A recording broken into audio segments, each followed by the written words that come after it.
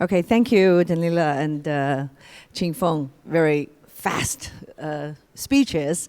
And I hope one day our AI translators can help us to bridge different languages. So I'd like to invite our next two panelists. One is Professor Grimson again, and the other is Yaqin Zhang, who is the president of Baidu and also an expert in this field too. Please, gentlemen.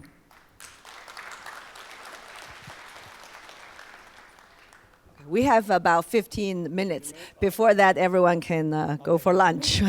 Please. Yeah, please. So I guess Yaqin will choose to speak English, right? Because your Chinese has some Seattle accent. No,我先讲中文好了。这个我刚才纠结讲中文还是英文，然后呢，但是我还是讲英文吧。我要让大家失望了，我的英文没有东北口音，我有山西口音。Well, great. So we were talking about collaborations and also competitions, and also some of the new frontier of AI's research. My first question is mostly for Eric, basically. So we have learned that the study of human brain or human intelligence has given the inspiration to artificial intelligence. But then what's the other way around? How does AI help us to understand better how human brain works? So it's a great question, and I think there's a couple of ways it can happen. One is that computation can provide an experimental basis. You can simulate things in a computational system that might suggest experiments you want to try on people to understand what works or what doesn't work. And I think AI systems can expose surprising results.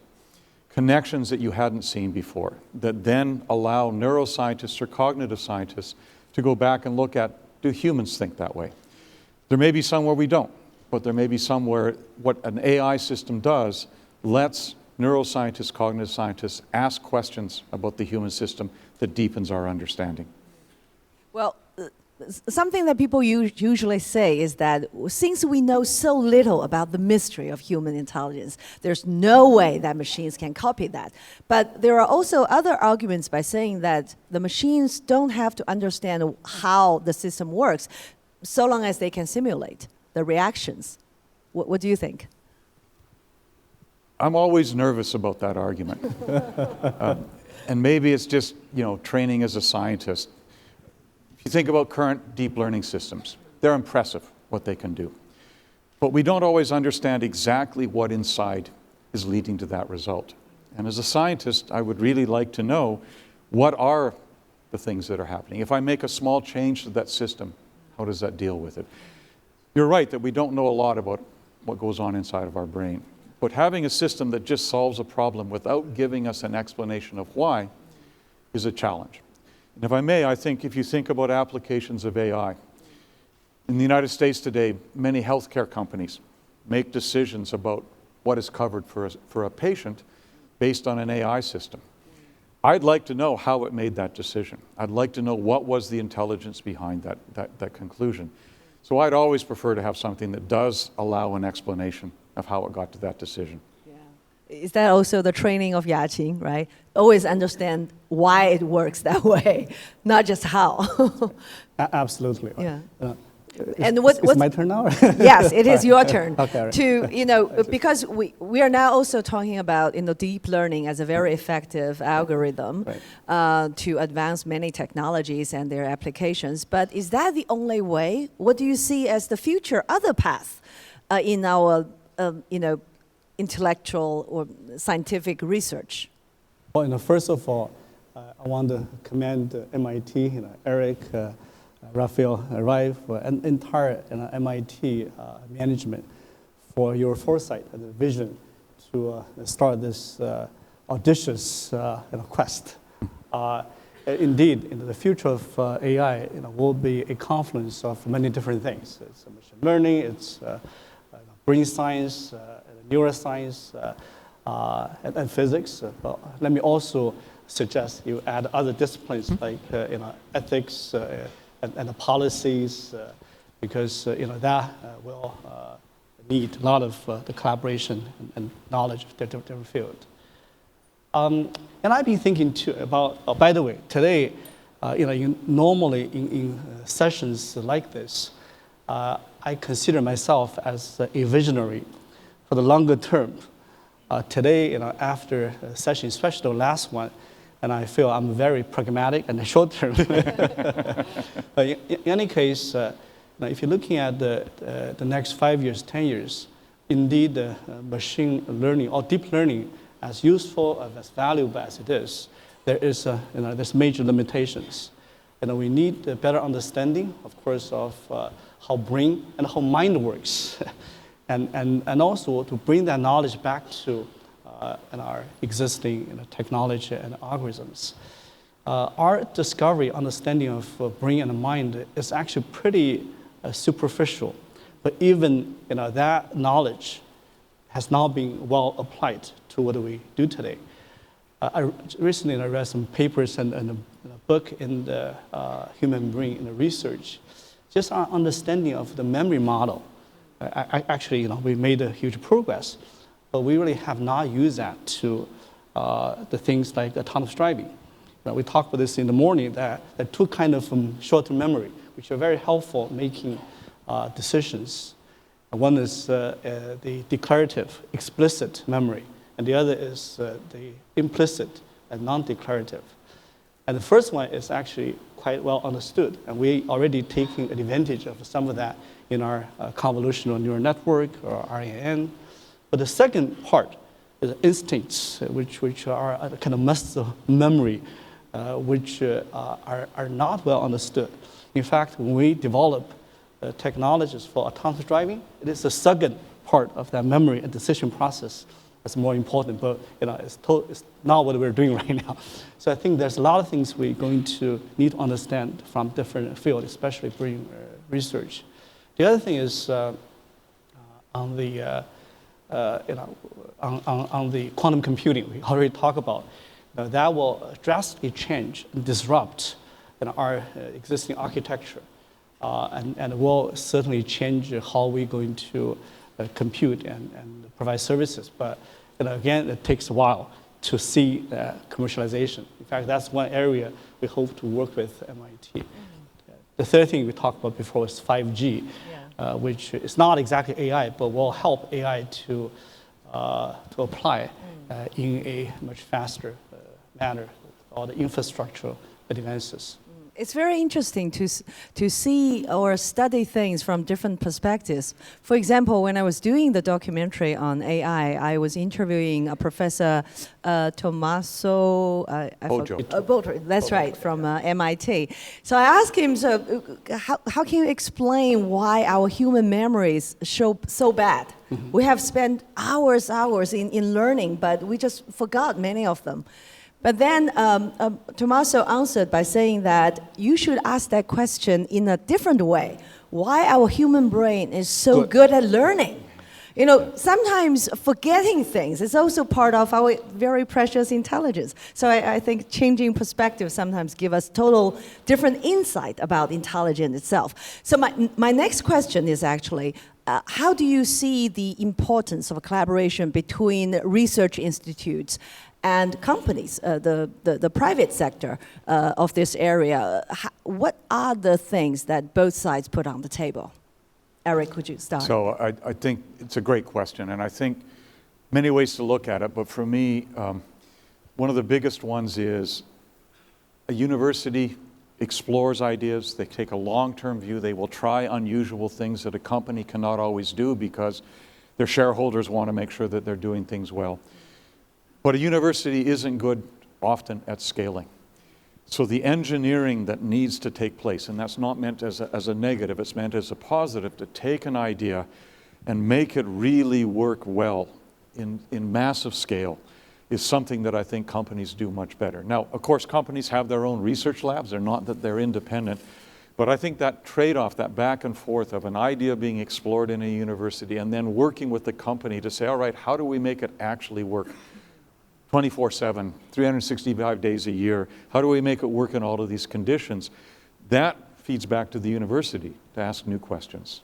And also, I think that in terms of the scale and impact of the possibilities here in China is just beyond imagination. Yeah. Maybe Yaqin can explain a little bit about the potentials of your collaboration with the city of Xiong'an, for example, a new city which will be another center of future in northern China, and how does that apply to the application of AI? Let me first just say, I completely agree with Eric's the model. University and industry, they're different stages. When I work for GT Labs or Microsoft or Baidu, I find the collaboration with academia hugely valuable. By the way, I spent 5 years in Boston between 1990 and 95. I used to think that was my fault that for the responsible for the poor performance of the sporting team. Today I knew Xiao was responsible. It's his fault. Anyway, yeah, it's a different stage. For example, just in in fact, you look at the machine learning or AI, essentially all the early breakthrough in theory, models and algorithms started from university, MITs, CMUs, Toronto, and Quebec, Montreal. And it was companies that actually scale and apply. I remember one of the first application of deep learning on speech was from Jeff Hinton. He actually worked in Microsoft research and made that as at least one of the early tangible results. Xiong'an is an interesting initiative for some of you from Massachusetts, from Boston, you probably do know. This is an audacious move from the Chinese government to build a city for the future. So we have an opportunity to design the entire architecture of the city, whether it's energy or roads or transportation or public services. So we actually work with them to help build the road for the future, the city for the future, in terms of not only the cars, autonomous cars, but also intelligent, connected roads. That's an essential part of the future city. So if you have a chance to visit Xiong'an, you will see our minibuses. So it's a level 4 automation with no driver's wheels or brakes. It's already operational. There are logistic cars. You can buy your Coke or your soda, from there, and also all the other infrastructure is being built from. I just visited there about 2 weeks ago, right. And there are very few traffic lights because all the streets are so connected and so smart. So the cars actually can afford to be dumber. So it's quite interesting to see how AI is applied right. at that scale. That's right. Let me just add. We are in the midst of a huge transformation in terms of digitalization. And in fact, previous speakers already touched on that point. The first wave was to digitize contents, video, imagery, documents, speech. In fact, I spent many years doing that, doing video compression, transmission. The second wave was to digitize enterprise, the CRMs, ERPs, your business logic, all these processes. Now we are in the midst of a digitalization, which is digitalization of the world, the physical world, our body, our brain, our cars, roads, and everything. So this wave is going to transform the economy, the world, society in a much more profound way. Okay, my next question is about the challenges and concerns. Scientists tend to believe that our future will be improved by science and technology. Is that true? True. Yes. No. So when I ask my interviewees from the science background to write anything on my guest book, they all write something very rosy about our future, the possibilities, and living much better life. But when I interviewed professors and scholars from liberal arts, they all look very worried. So what are your worries? What do you think we should start addressing to some of the questions? What are some of the priorities that you want to address to? I know Yaqin is also attending an international conference on the accountabilities and responsibilities of the industry. That's right. Please give us more information on that. Yeah, Professor, please. 2 points. One is to think about, I'm going to call them ethical issues. Ethical may be the wrong word because it implies there's a right or a wrong, but I think one of the things we have to think about, and I hope that universities, companies, governments come together on this, is to think about what are the implications of using these systems. Where are there places where we shouldn't use an AI system because that should be a decision still made by a human? Or as we saw with one of the examples, I think from Daniela, where are places where the combination can make a better decision than just one person or another? But we really have to think about what are the ethics of using these places. And the other one is something that President Reif said yesterday, but I think is really important, and that is, what is the disruption on jobs?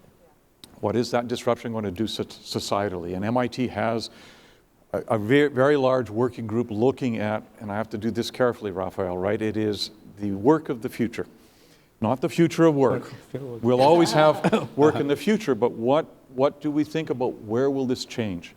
How do we deal better with training people for that? How do we have our children to understand how to deal with that? But I would say thinking about standards for ethical use is really important, and it should be global. And thinking about how do we plan for that future now so that when those systems are there, they're working with people, not replacing people. Yeah, I am an optimist and a technologist. So the long term, I'm confident that this will serve the society and the human being in a positive way. But as big companies, we need to be aware, we need to be responsible, and we need to pivot the direction to the way we design, we intend for. So we recently publicized our principle of AI, called ethics or principles that AI should be safe and controllable, and we need AI is empowerment, not a replacement of a human being. Right. And AI will give more options, choices for human being, not to limit that. So I think those are the principles we have. In fact, after this, after lunch, I'm going to fly to San Francisco to attend a conference, which is a new partnership set by a few large companies, called a Partnership for AI for the benefit of people in society. So it's Microsoft, Google, Amazon, Facebook, Apple, and Baidu is the first Chinese company to be part of this partnership.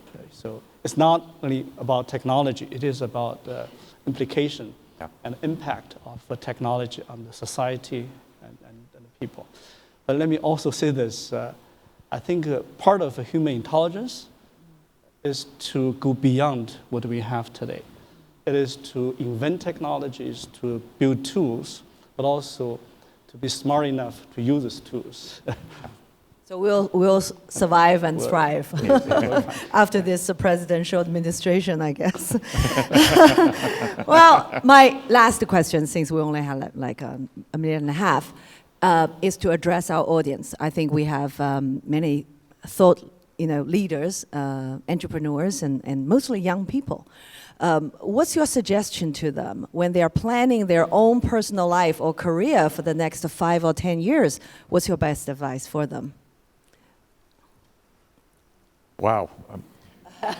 I have 2 sons, 28 and 30, and I haven't figured out how to tell them to do that. So I'm telling people here. You don't need reference letters anymore. That's good to know. I would say, again, I will borrow a statement from President Reif. I think the next generation needs to be bilingual. Earlier, bilingual was you needed to know math and something. It's handy to be bilingual in languages. Not just English and Chinese, Thank right? You. It's exactly. different categories or disciplines. But the bilingual now is that no matter what field you want to go in, even creative fields, creating things, if you don't have a solid grasp of computation, a solid grasp of what AI and machine learning can do for you, you're going to be left behind.